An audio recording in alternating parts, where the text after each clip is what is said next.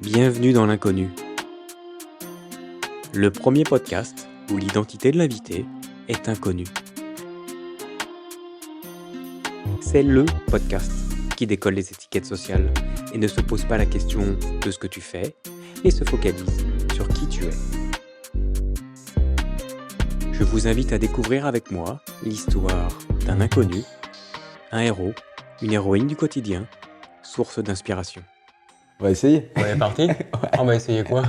Que ça décolle. Tu vois, que tout le monde soit bon, c'est une œuvre collective finalement. Merci de me recevoir. Et de m'accorder du temps. Je suis hyper content d'être avec toi aujourd'hui. J'ai une magnifique vue devant moi. Tu le sais, nous sommes dans l'inconnu, le podcast qui ne se pose pas la question de ce que tu fais, mais se focalise sur qui tu es. Nous allons donc garder ton identité, ton métier secret durant notre échange. Ok, Ok. ça me va. T'as vu, je respecte les règles. Ah, je c'est t'écoute super. Assidûment. Tu me fais vraiment plaisir. Pour commencer, j'aimerais savoir comment tu vas. Ça va bien, ça va bien. On peut faire beaucoup mieux, mais c'est pas mal. Non, c'est Ok. pas mal. C'est pas mal. Alors ça va bien, on peut faire beaucoup mieux, mais c'est pas mal. Exactement. On peut aller, on pourrait être beaucoup mieux physiquement. Psychiquement, on pourrait être du coup aussi plus posé. Mais globalement, tout est ok. Mais globalement, ça va. Ça sent le relativisme à mort. Ouais. Ça peut être toujours pire. Et puis je crois qu'il est important quand même de se mettre des coups de pied au cul, en vrai. Ok, Et que globalement, ça va. d'accord. Est-ce que tu peux nous dire où nous sommes? Ouais, on est chez moi, mais on est surtout dans un endroit où je peux voir loin, où je peux voir même très loin, et je peux voir une image qui peut paraître statique, mais en fait qui est en perpétuel mouvement, et qui ne sera pas la même dans une heure, ni demain, ni il y a 10 minutes. Et ça, c'est quelque chose qui ne passe jamais, enfin, ce que j'aime, et ça je l'aime depuis 30 ans peut-être, et je m'en lasse pas. C'est important pour toi de voir loin? Ouais, c'est fondamental. Quand j'ai habité à Paris, parce que j'ai habité à Paris, un des endroits que je préférais, et pourtant Dieu sait qu'il n'est pas aimé, c'était la Défense, parce que je trouvais que cet alignement et cette vision très longue, quasiment jusqu'à l'horizon du brouillard finalement, chacun un horizon différent, mais c'était un endroit où j'étais assez bien parce que j'avais beaucoup d'espace. J'aime beaucoup l'horizon du brouillard de la Défense. ouais, Je visualise très bien. tu vois bien Ouais, celui-là, je vois bien. Ouais. cette couleur uniforme, parfaite, Gris. et grise. Voilà, c'est pas les 50 nuances de gris, c'est un gris.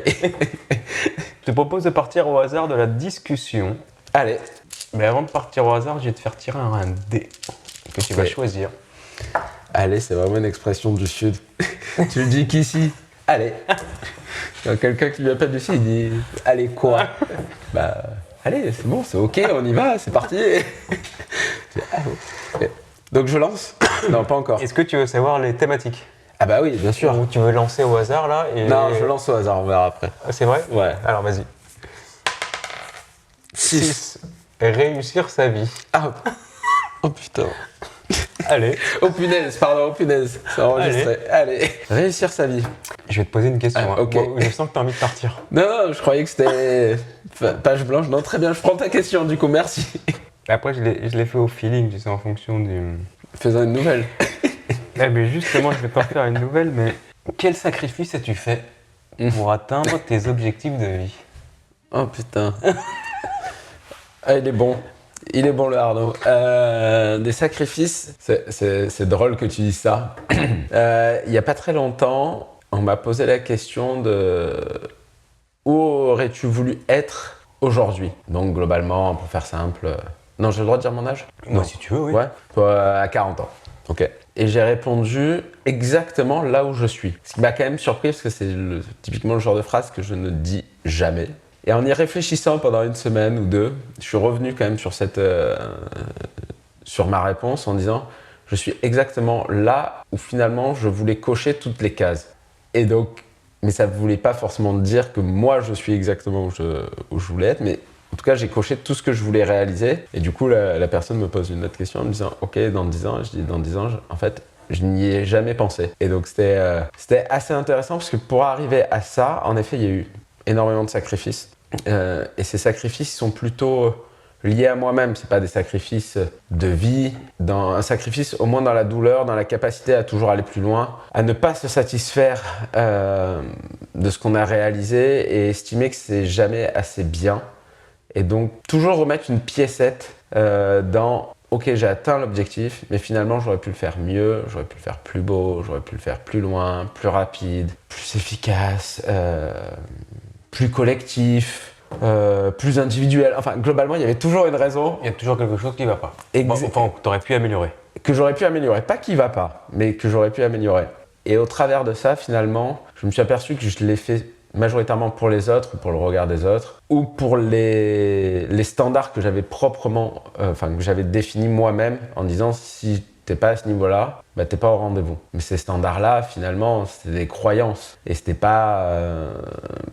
peut-être pas le fondement même de qui j'étais ou ce que je voulais être ou ce qui me nourrissait suffisamment et que j'avais pas besoin d'aller au-delà ou de rajouter des couches et des couches et des couches et des couches. Donc ça a amené beaucoup de sacrifices que j'assume parfaitement, avec lesquels je suis pleinement OK parce que ça m'a apporté aussi énormément. Mais j'ai souvent pris le chemin du sacrifice et le chemin le plus dur pour arriver à un objectif, comme il fallait le mériter.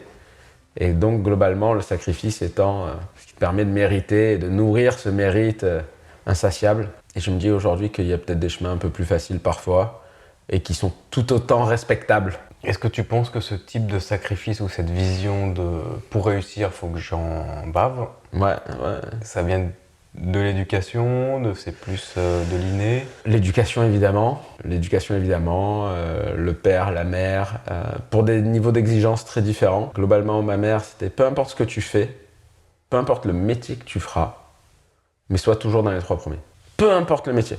Okay. Et je vais pas en dire parce que je veux pas en dégrader certains par rapport à d'autres, mais peu importe le métier, on peut tous les imaginer, sois toujours parmi les 3 premiers. Elle m'a jamais demandé d'être le premier, mais elle m'a toujours demandé d'être parmi les meilleurs. Okay. De bien faire les choses, de les faire idéalement parfaitement et d'être bon dans ce que tu fais. Mais parce que en étant bon, tu t'éclates aussi. Et peu importe le métier que tu fais, finalement, si tu arrives à être efficace, bon, tu prendras du plaisir dans cette performance. Et mon père, de l'autre côté, c'était au travers du sport. Et là, il fallait avoir le beau geste. Quel que soit le sport que j'ai pu faire, il fallait que ça soit exactement. Que ton coup droit, il soit beau comme un tel, il soit performant et beau. Okay. Donc, il y avait cette exigence de l'esthète, entre guillemets, et également la performance. Parce que c'est pour avoir un beau geste et être dernier. Alors là, pour le coup, ça n'avait aucun sens. Aucun sens. L'objectif, c'était quand même de performer, d'ultra performer. Et est-ce que tu penses qu'aujourd'hui, quand tu parles de sacrifice, c'est d'avoir peut-être... comment je vais le formuler? Parce que j'entends qu'effectivement, il faut travailler dur pour pouvoir réussir. J'entends aussi que tu as voulu cocher toutes les cases qui n'étaient peut-être pas forcément toi, mais qui étaient...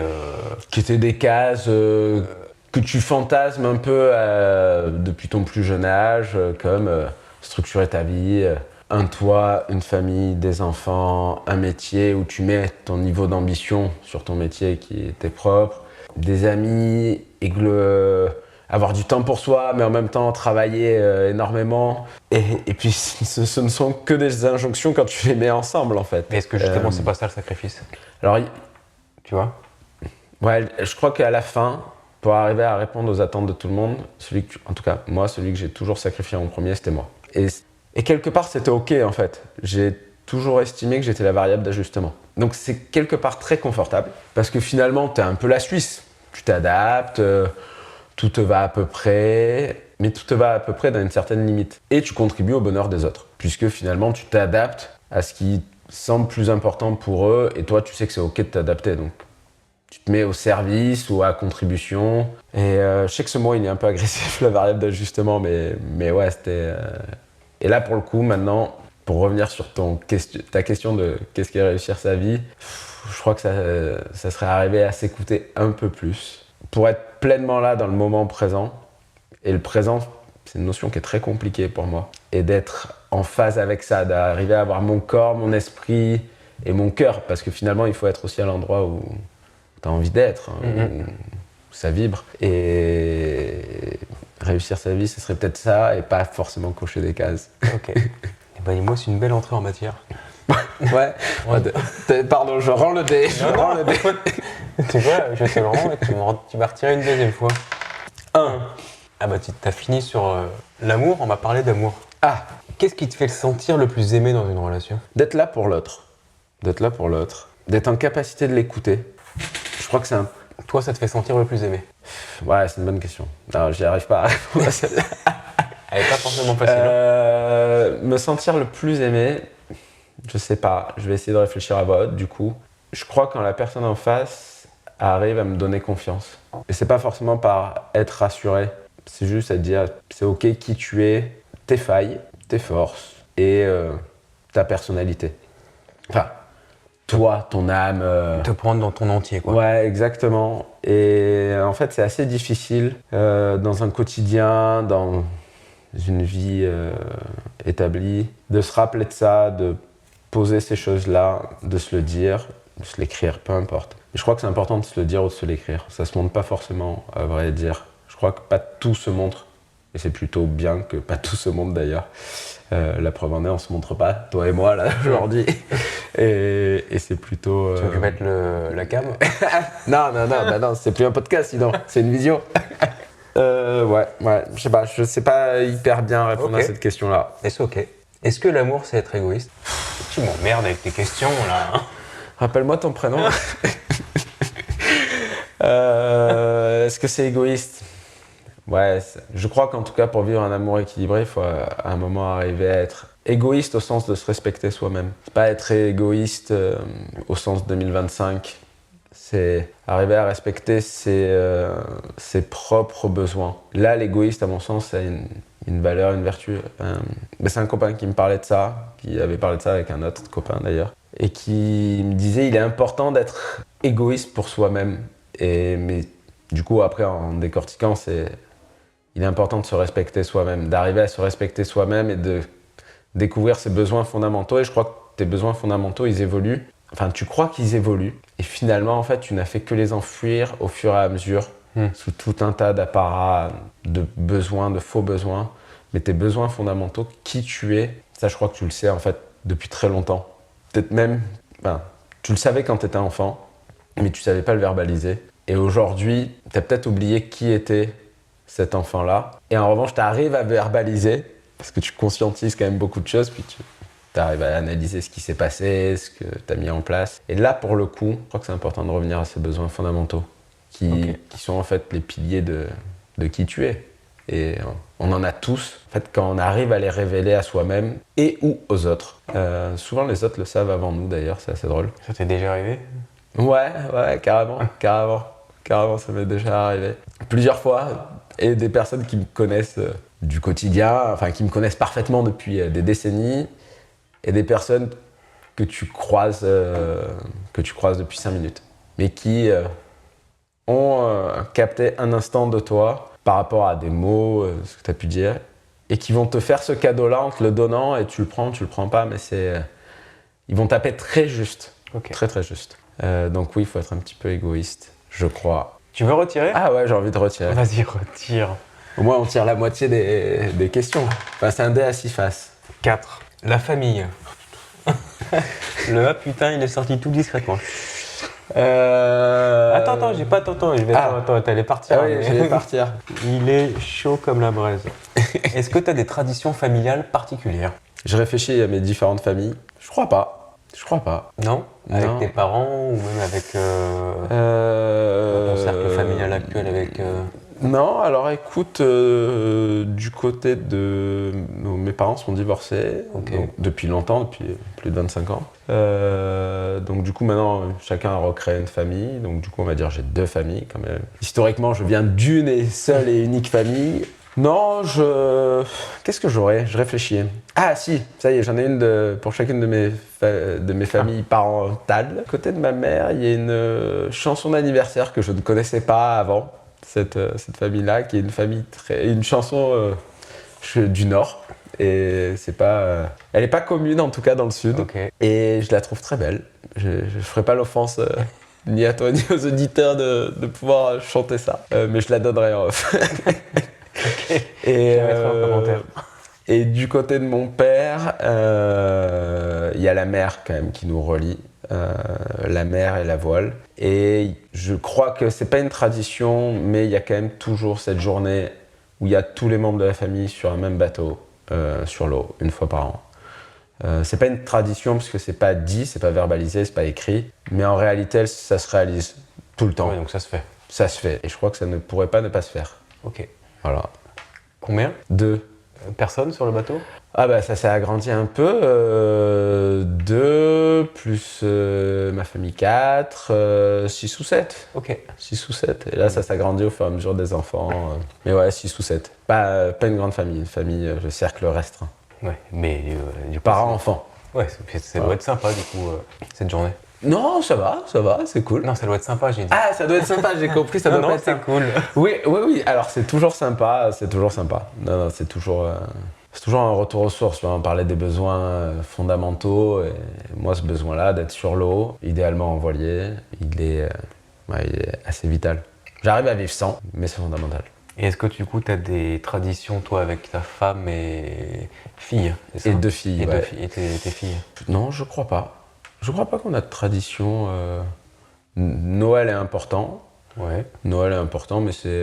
Enfin, je veux dire, ce qu'il y a avant Noël, la préparation, le sapin... mais j'ai pas de tradition... Non, il n'y a pas de rituel, il n'y a pas de tradition. C'est ok. Ouais. On va quand même continuer l'interview. Ok. Non, j'ai pas de tradition, désolé. On passe au texte à trous. Ah, ok. ou texte à blanc, quoi. Texte à blanc. Je vais commencer les phrases, tu les termines. Ok. Je n'ai jamais autant rigolé. Ok, avec mes potes. Ok, T'as un avec mes exemple potes. particulier? Ouais, mais je sais pas si ça se raconte. Tout se raconte. J'ai plein d'exemples, mais j'en ai un vraiment.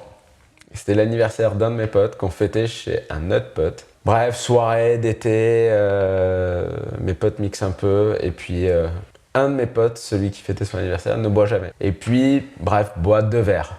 Et là, d'un coup, il dégoupille. Il dégoupille en mode une énergie, mais décuplée. Et donc, ça commence à partir dans la piscine. Et puis, à un moment, il commence à se dessaper complet. Donc, c'était l'été, donc on était déjà tous maillot, t-shirt. Tout. Et là, il se met à poil. Et il commence à faire de la musique dans son plus simple appareil, sur des platines, et avec un chapeau en paille sur la tête. Et là, je sais pas, il y avait 50 personnes. Alors, il y avait des proches, mais il y avait aussi des gens qui n'étaient pas prêts, ou des conjoints de copains qui n'étaient pas prêts à ça, et qui en parlent encore. Et là, on est parti dans un fou rire, parce que lui, en fait, il était seul dans son monde, il était inarrêtable.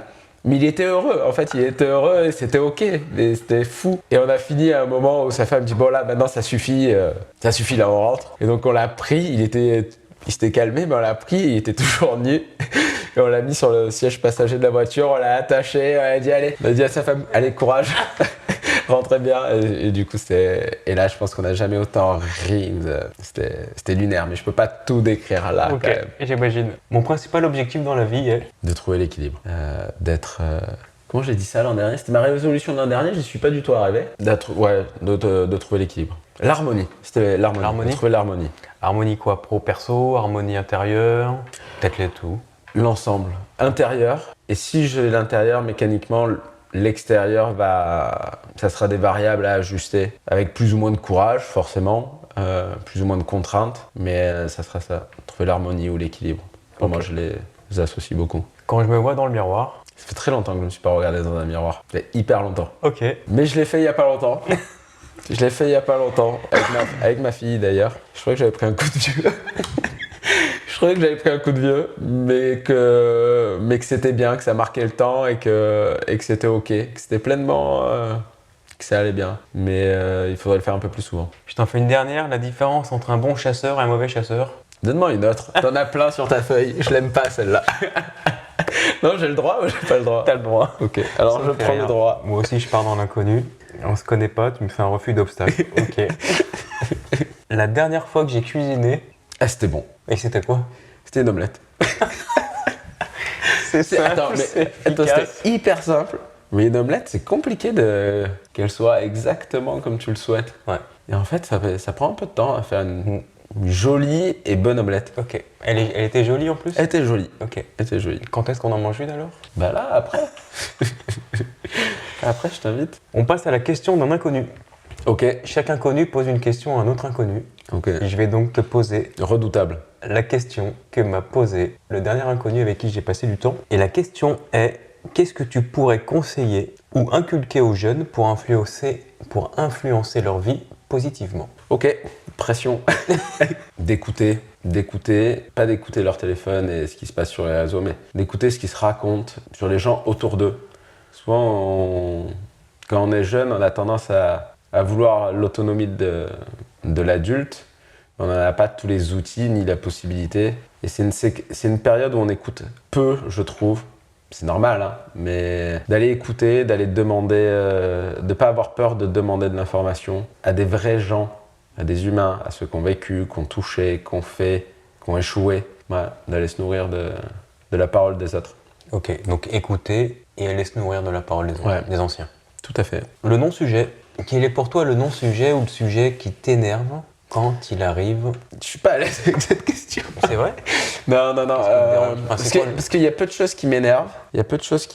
Oui, ok, j'en ai une. Celui qui arrive dans une pièce où il y a plusieurs gens, plusieurs personnes, et qui va délivrer son savoir sans savoir qui il y a autour de cette table. Et qui va arriver avec sa vérité, souvent avec des gros sabots. Et cette vérité, en fait, elle peut être complètement hors sujet, mais elle peut être aussi douloureuse pour les gens qui sont là. Et je trouve que c'est un profond manque d'irrespect sur ces personnes qui viennent dégueuler, c'est vrai, j'ai pas d'autres mots, qui viennent vomir leur vérité, leur savoir, qui est souvent un savoir imparfait. C'est rarement des gens brillants. Et ça m'énerve. Et on est tous possiblement cette personne-là à un moment donné. Parce qu'on est contrarié, parce qu'on est énervé, parce qu'on a le sentiment de savoir. Et en fait, autour de nous, il y a peut-être des gens qui ont une vision très différente, ou qui savent beaucoup plus que nous. Ou pire, on pourrait les blesser parce qu'ils ont des faits de vie qui pourraient être impactés par ce qu'on vient de dire. Et ça m'agace, ces gens qui débarquent là, avec leurs gros sabots.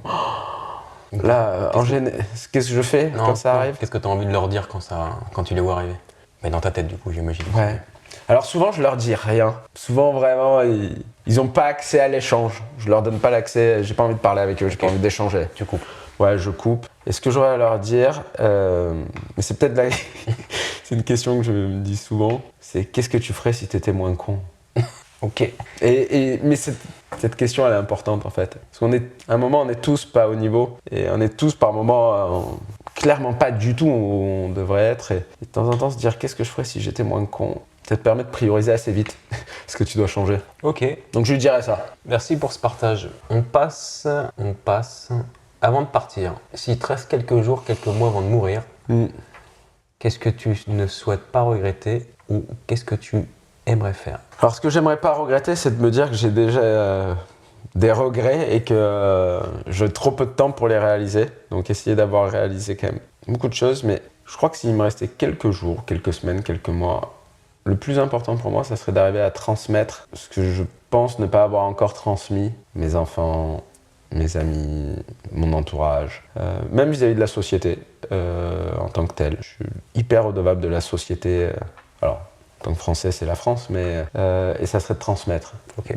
J'ai pas de velléité d'aller dans un endroit, j'ai pas de velléité de dire je veux voir ci, je veux voir ça. Je crois que j'aimerais juste transmettre pleinement et avoir la certitude d'avoir pu transmettre un maximum à ceux qui sont autour de moi, à ceux que j'aime en fait. Ok.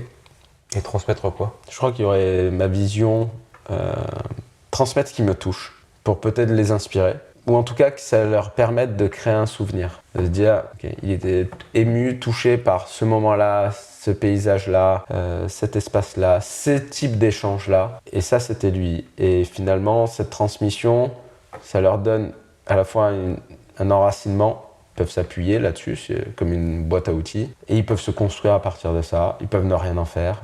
Mais au pire, quand les images auront disparu, quand le corps aura disparu, il restera ça, je crois. Okay. Ça me semble important. Un enseignement,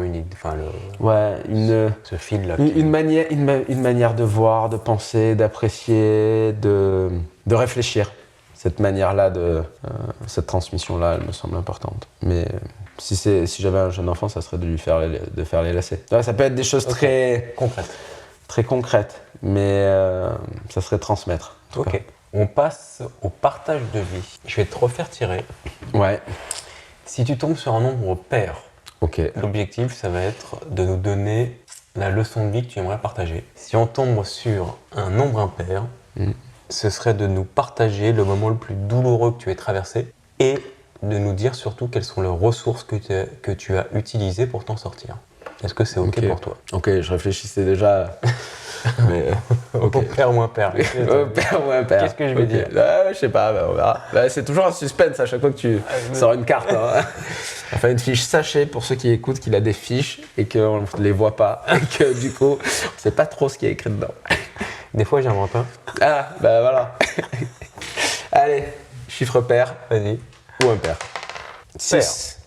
Pair. La leçon de vie que tu aimerais partager. Pendant très longtemps, je faisais du sport, beaucoup de sport, de la voile. Et il y avait un monsieur qui faisait du tissu à voile. Donc, et qui disait le premier gagne, le deuxième perd et les autres participent. Et on n'est pas venu ici pour participer ni pour perdre. Et j'ai souvent Encore plus rigoureux que ta maman. Ouais, encore un cran dessus. Bon, mais tu sais, quand tu nourris dans un chemin, naturellement, tu restes dans ce chemin. Donc, Et franchement, pendant très longtemps, ça a été mon mantra. Et aujourd'hui, je crois que ça m'est passé, en fait. Et cette leçon de vie, c'est que c'était jamais assez.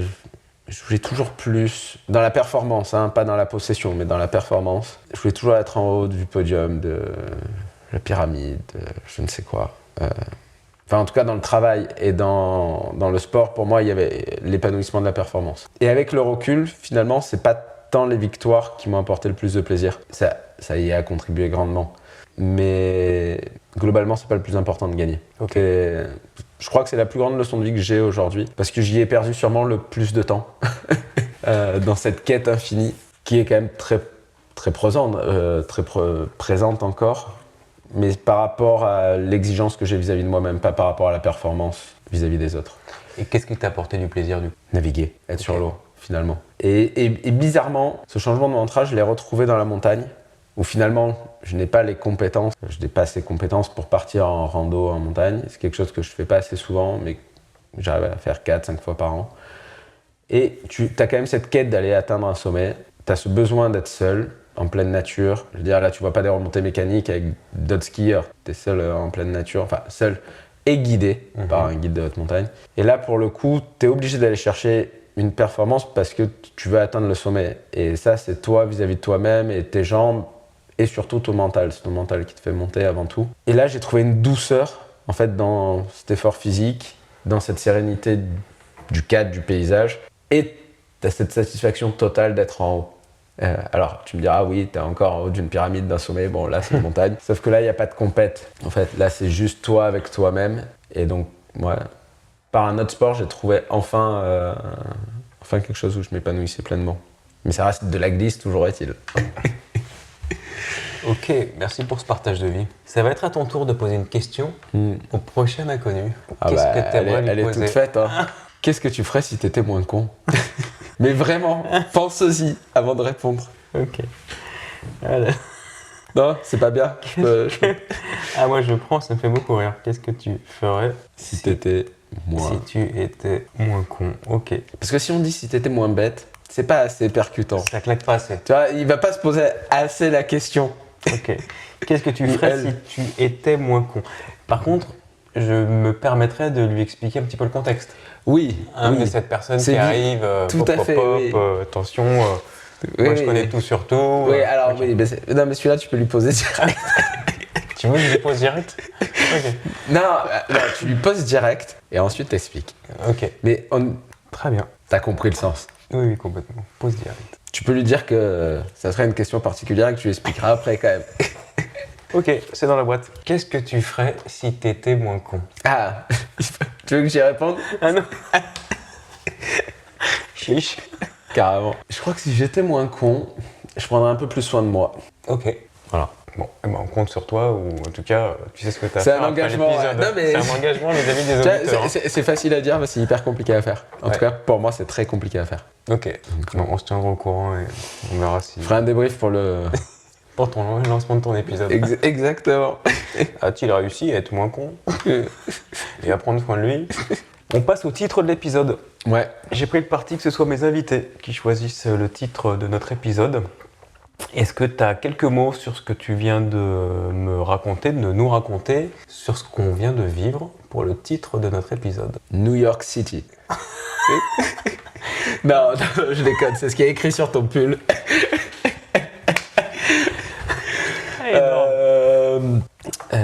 Qu'est-ce qu'on va dire? Ah, j'en ai deux. J'ai peint le ciel en bleu, parce que si tu te lèves pas le matin, personne ne le fera pour toi. Et donc, si tu peins pas le ciel en bleu, ça va pas aller dans ta vie, donc il faut se mettre des coups de pied au cul.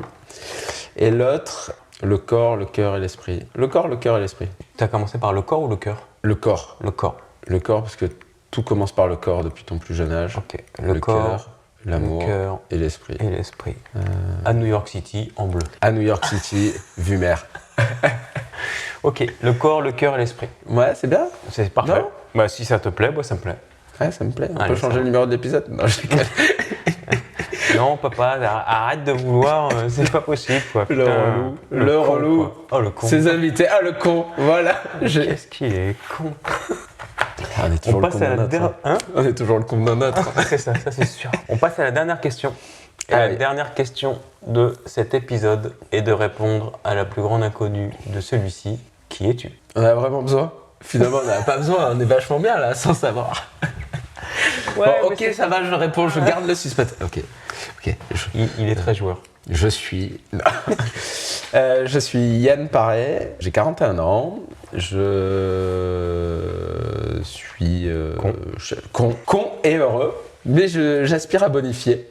Je suis agent général d'assurance, donc petit chef d'entreprise, pour faire simple, qui prend soin et s'occupe exclusivement des professions médicales et paramédicales. Donc je n'assure que ces personnes-là dans leur sphère pro et privée. Et je suis membre d'une belle équipe d'amis et père de 2 enfants et d'une famille de 4, voilà. Et sudiste. Non, c'est bien. Et je suis un mec sympa. Non, c'est vrai. C'est vrai que t'es sympa. On se connaissait pas avant aujourd'hui. C'est vrai qu'on se connaissait pas avant aujourd'hui. On s'est juste eu quelques fois au téléphone et c'est vrai que café, une belle réception et... Non, mais on rigole, franchement, en vrai. C'est vrai qu'on rigole, ouais, complètement. Voilà, qui je suis. Bon, ok, ça c'est les cases, tu vois. J'en ai parlé, ces cases-là. Ça, c'est fait. Bon, vas-y, balance. C'est coché. On enlève la case. Voilà. Derrière la case, il y a qui? Il y a quoi? Il y a qui ou il y a quoi? C'est pas pareil. Il y a qui Non, il y a un amoureux de ses copains. Il y a un amoureux du boulot. Il y a un amoureux de la nature. Fondamentalement, la nature, c'est un truc qui me nourrit. Et si je l'ai pas, il me manque vraiment quelque chose. Et si j'ai pas mes potes, si j'ai pas mon noyau, il me manque un peu de vie. Il me manque un peu de vie, un peu de joie. Aussi, ils te permettent d'être recadré de temps en temps. Assez intéressant. Et ils le font? Ils le font, ouais, certains le font bien, d'autres le font plus rarement, mais c'est toujours fait avec un amour, un profond amour. Donc, ouais, je suis un membre de cette bande, père de famille et un putain de bosseur. Ok, ça vient de sonner là, non? Ouais, ça vient de sonner. Ouais, tu veux mettre pause? Non, ouais, il faut que j'ouvre la porte. Allez, ok, bah alors viens avec moi, du coup. Ouais, c'était 10h30, il est 10h30, tu vois, ça sonne à l'heure, quoi. Hein. Comme toi, 9h00. Ouais, c'est ça. Dominique, bonjour. Bonjour. Tu vas bien? Tout le temps? Ouais, c'est enregistré, tu passeras dans le podcast, je t'en prie. Non, mais sinon je reviens un autre jour. Hein, pour... Non, viens. On en a pour 5 minutes encore. Viens, juste il faut pas faire trop de bruit pendant encore 5-10 minutes si t'es ok. C'est bon, Je te fais le café après. Non, mais c'est bon, je suis Ouais. d'accord. C'est gentil, excusez-moi. Bonjour, monsieur. Ah oui, tu as besoin de l'aspirateur? Non, les petits, En bas? Pardon, allez-y. Ah. Tiens, je te laisse faire. C'est le charme de l'inconnu, c'est ça qui est bon. Exactement, un autre inconnu. Bon, désolé pour... Mais alors du coup, t'as coché les cases, t'es avec tes potes, on a été coupés là. On a été coupé. Non, j'étais... je sais plus ce que je disais. Non, on était bien. Qui je suis Non, je disais je suis un putain de bosseur. J'avais fini sur je suis un putain de bosseur. En me disant, c'est bon, t'as fini là parce que là, faut que j'aille jouer. Les yeux disaient ça. Non, mais écoute, ouais, j'adore mon boulot. J'aime beaucoup ma vie. J'aimerais juste arriver à plus l'équilibrer. Ça serait important, mais finalement, au travers de mon métier, j'arrive à prendre soin de... Alors certes, c'est des clients, mais c'est avant tout des assurés. C'est pas... Enfin, T'as une relation particulière, quoi. ouais, et puis c'est important de l'avoir. Si tu veux, moi, je ne travaille... Évidemment, on a tous les outils digitaux parce que nos assurés peuvent avoir envie à minuit. Et ben déjà, à minuit, ils vont pas t'appeler parce qu'ils sont bien élevés. Et puis, ils ont besoin de trouver d'informations par eux-mêmes. Mais c'est une relation, et c'est une relation de confiance. Et je vends un métier... Enfin, mon métier, quand j'explique un contrat d'assurance à un client, par définition, il ne sait pas s'il est bien ou pas bien et il ne peut pas le tester. Tu vois, c'est pas je vais acheter une voiture et je vais faire un tour de rond-point, je reviens. Il me croit sur ce que je lui explique. Après, il peut lire l'intégralité du contrat d'assurance, mais on s'engage réciproquement. Moi, je m'engage sur sa bonne foi, au sens où ça ne va pas être un gars qui va tenter de faire des coups d'assurance. Et lui, il s'engage sur plusieurs... Enfin, je m'engage vis-à-vis de lui sur plusieurs choses, sur ma disponibilité, mon conseil, ma présence à ses côtés. A fortiori, le jour où il y aura un problème. C'est facile d'être là quand tout va bien, mais mon métier, c'est d'être là quand il n'y a que des problèmes. Sinon, on ne m'appelle pas, grosso modo. Et c'est une population très particulière, puisque ce sont des soignants. Et ces soignants, ils ont différents types d'exercices, ils ont des vies compliquées, ils ont des spécialités différentes.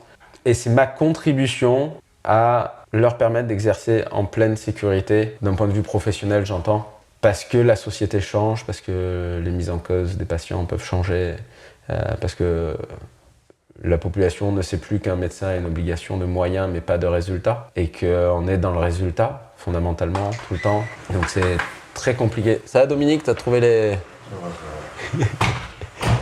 Et ça, franchement, on l'oublie que les personnes qui sont en face de nous, 1, ça reste des personnes, donc elles sont faillibles. 2, elles ne savent pas tout. 3, elles ont en face un humain qui doit être soigné. Et cet humain-là, il n'y a pas plus complexe que le corps humain et que l'esprit d'un humain. Et qu'aujourd'hui, on ne sait pas tout. Et que du coup, on peut mettre tous les moyens en œuvre pour arriver à soigner la personne qui est en face. C'est pas pour autant qu'on va y arriver. Et ils sont confrontés à ça et nous, on les accompagne dans ça. Mais aussi quand eux-mêmes ne peuvent plus soigner. Parce qu'ils sont malades, parce qu'ils sont blessés, parce qu'en tout cas, il y a une problématique psychique ou physique. Et là, notre rôle, c'est de les avoir bien conseillés pour qu'ils soient suffisamment couverts pour pouvoir être en sécurité, au moins financière. Alors, ils ont cette dette vis-à-vis des patients, en disant « Ok, mais qui va soigner mes patients? Qui va s'occuper d'eux? Trouver un remplaçant ?» La continuité de soins, c'est très compliqué. Et c'est hyper important pour 99,9% des soignants. Et nous, on vient les sécuriser en disant « Ok, tu n'es pas seul, c'est la première, deuxième, 10e cause d'arrêt. Et tu as le droit aussi de flancher. Tu n'es pas Dieu. Tu n'es que soignant, mais tu n'es que humain finalement, comme tout le monde. Et à la fin, essayer de les mettre en sécurité. Ok. Voilà, ça c'est mon job. Bah, merci beaucoup pour cet échange. Est-ce que c'est ok pour toi? On déclue? Ouais, je crois que c'est ok. On déclue, c'est ton mot ça. Décluson, Arnaud, décluson. Merci Yann pour notre échange dans l'inconnu où le bonheur est parfois caché. Et j'espère que vous avez tout autant apprécié que moi mon échange avec Yann. Je vous invite à partager et à aller sur nos réseaux sociaux. À chaque fois je me plante sur cette dernière phrase, c'est un truc de dingue. Alors, je vais vous faire la vente. Arnaud, c'est un mec incroyable. Il a lancé un podcast qui est parti d'une idée toute simple, parce qu'il en avait marre des soirées où on disait pour que tu aies une discussion avec toi, qu'on te dise « Et toi, tu fais quoi ?»« Ah, je suis directeur. »« Ah, ok. » Et là, du coup, tu passais la soirée avec la personne. « Et toi, moi, je suis secrétaire. »« Ah, ok. » Et là, on perdait la personne et Arnaud ne passait plus la soirée avec ces gens. Et donc, il en a eu marre de « Qu'est-ce que tu fais ?» Globalement, allez vous faire voir, pour rester poli, par qui tu es. Et je vous invite tous à demander à quelqu'un que vous rencontrez pour la première fois, demandez-lui qui il est. Et je pense qu'il va y avoir un gros blanc. Et peut-être là, ça deviendra intéressant. Du coup, maintenant, allez sur les plateformes. Deezer, Spotify, donne-moi d'autres, il faut que tu m'aides un peu. Apple, LinkedIn, Insta, Facebook, X. X c'est fini. Bon, allez sur toutes ces plateformes, repartagez, pas le numéro 18, mais tous ceux d'avant et tous ceux d'après. Et le numéro 18. On vous embrasse, à très vite. Bon, comme vous l'aurez compris, merci beaucoup. On se voit même heure, même jour, la semaine prochaine. Je sais pas ce que tu feras Ciao, tout Yann. ça.